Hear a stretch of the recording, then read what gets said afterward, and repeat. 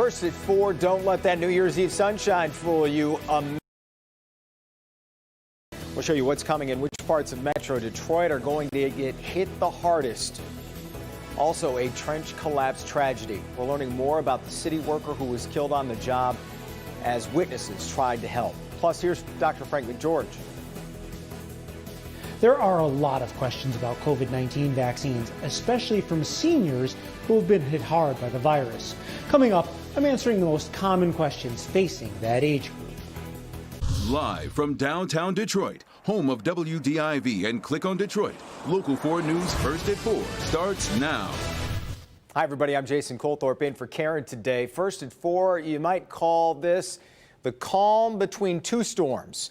Another messy one is on the way. Let's get right to Paul Gross, who's been tracking this as he watched the last one get out of here. And we got a new warning that just came in. Am I right, Paul? Yeah, winter weather advisory issued by the National Weather Service. It actually begins at noon on Friday, and then will continue into Friday night, and that covers the entire area. So that starts tomorrow, but boy, we got some nice sunshine that broke out this afternoon. Boy, did that feel nice. Temps basically 30, maybe into the low 30s in many areas. The wind is light, so we actually could enjoy this day. It just, what's looming is on our mind. Now, I know we're losing our daylight here. It's a little hard to see at the end, but I wanted to show you this visible imagery. You can see the expansion of the clear area that happened today. It just started as like a little hole almost near Lake St. Clair, and it just kind of expanded there. So we have no weather problems for our New Year's Eve, just mostly clear to partly cloudy skies, temps falling through the 20s, and then we have to talk about tomorrow. So coming up, we're going to talk about the snow developing tomorrow morning, and then we have a progression to freezing rain, and some of us will then get rain tomorrow afternoon.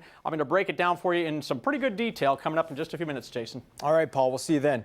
Detroit police are asking for help to solve a deadly mystery on the city's west side. They're looking for 2 men believed to be involved in a shooting this morning. They say a 911 call came in this morning reporting gunshots near Tillman and Warren Avenue. When police arrived, they found a blue FJ Cruiser with bullet holes in the side and a man shot to death behind the wheel. Police believe 2 men in a white cargo van were involved in this. If you saw anything or can help, call police. In South Lyon, a shooting leaves a 17-year-old dead and his 43-year-old father in critical condition. It happened at a home on East Liberty Street near 10 Mile and Lafayette. Police say they have information about a possible suspect and are pursuing those leads, but they are also asking if anyone knows anything to give them a call. South Lyon police expect to release more information on this soon. We'll keep you posted. In this Local 4 update, we've learned the name of the East Point city worker who died after a trench collapse last night. 45-year-old Brian Theobald was working on a water main break when the mud walls caved in and he was trapped. It happened last evening near Gratiot and Hayes. Witnesses jumped in to help. Theobald was rushed to the hospital, not breathing, and he later died. He worked in the city's Department of Public Works for 13 years and leaves behind a wife and 2 children. That new variant of the coronavirus has now been found in at least 2 states, raising concerns about the virus spreading more quickly. The newest case has been recorded in Southern California. Yesterday, we told you it had shown up in Colorado. Today, California also became the 3rd state to surpass 25,000 COVID-related deaths, following New York and Texas.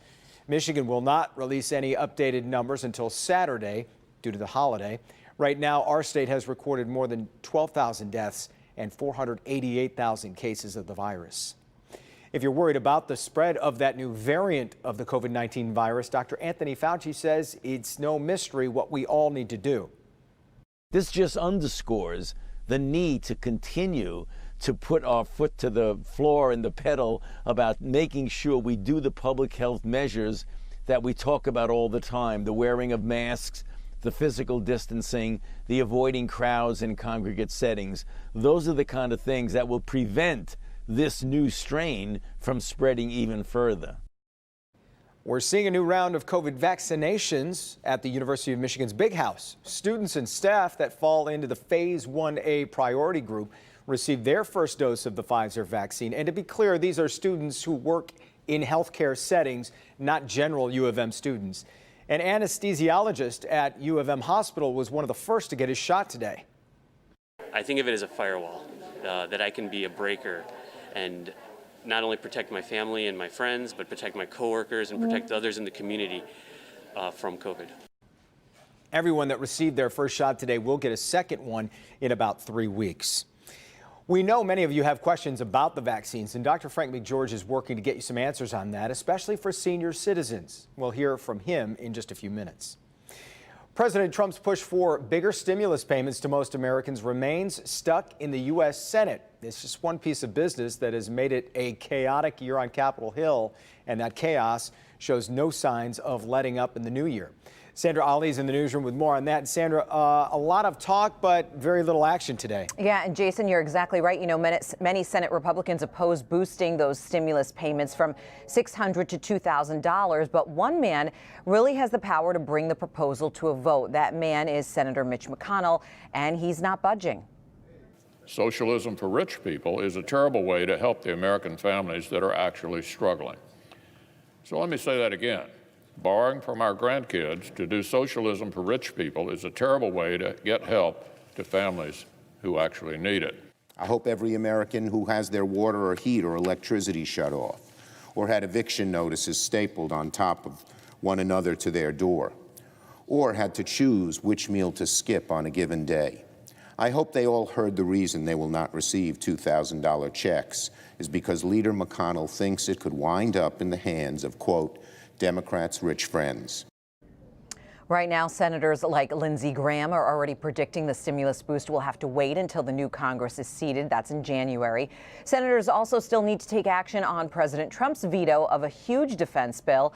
Liberal senators trying to block that vote until there's a vote on the stimulus, but that leaves funding for the military then in doubt. Also, a Republican Senate from Missouri promising to challenge the results of the Electoral College next week. It's a move that can only delay the confirmation of Joe Biden's victory, but can't stop it. And Jason, of course, the current session of Congress ends Sunday, and it looks like the next session will start with a bang. And of course, we're going to have any updates for you when I join you tonight for Local 4 News at 5. Back to you. Yes, no shortage of drama there. All right, Sandra, we'll see you then.